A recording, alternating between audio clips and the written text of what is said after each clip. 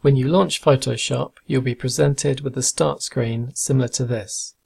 From here, you can create a new document by clicking Create New here or here. You can also create a new document by clicking File, New. This brings up the new document window, which we can see floating here. Across the top, there are a number of different categories. The first two are recent items and saved blank presets.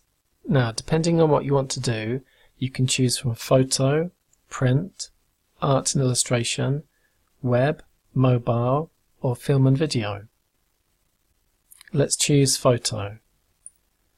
Now we're presented with a selection of blank document presets.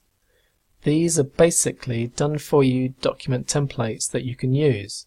We can view more of these by clicking View All Presets.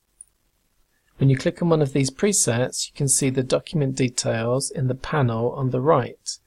Now you can go ahead and use one of these presets as is, or you can make changes to the document here, such as width, height, unit of measurement, orientation, portrait or landscape, or more advanced settings.